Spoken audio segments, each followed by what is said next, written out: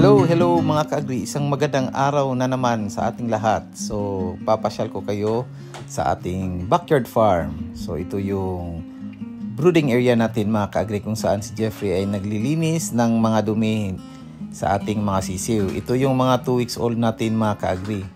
200 heads mahigit yan lahat. Ayan si Jeffrey, kinukuha niya yung mga dumi na dumidikit sa flooring nila. Ayan.